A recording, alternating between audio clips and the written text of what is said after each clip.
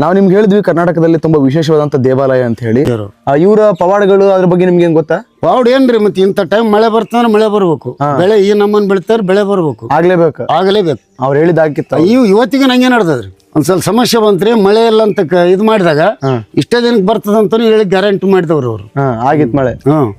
ಹೇಳಿಕೆ ಅಷ್ಟ ಆಗ್ತದ ಮತ್ತೆ ಬೇರೆ ಕಾರ್ಯಕ್ರಮ ಯಾವ ಕಾರ್ಯಕ್ರಮ ಏನು ಕೇಳೋದು ಹೇಳೋದು ಎಲ್ಲಾನು ಮಕ್ಕಳೆಲ್ಲ ಅಂತ ಬಂದ್ರೆ ಆಗ್ಯಾವ.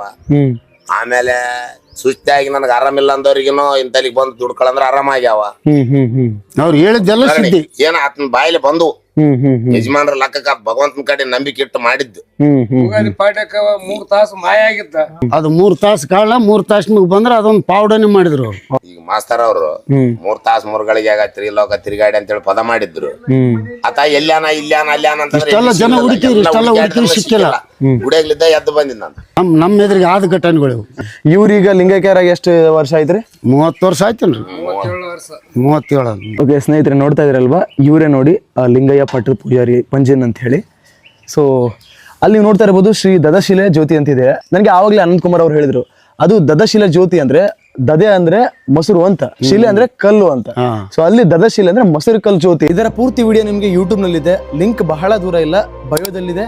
ಹೋಗಿ ಒಂದ್ಸಲ ಕ್ಲಿಕ್ ಮಾಡ್ರಿ, ಪೂರ್ತಿ ವಿಡಿಯೋವನ್ನ ನೋಡಿ ಇಲ್ಲಿ ಬಂದು ಕಮೆಂಟ್ ಮಾಡಿ ಅಷ್ಟೇ.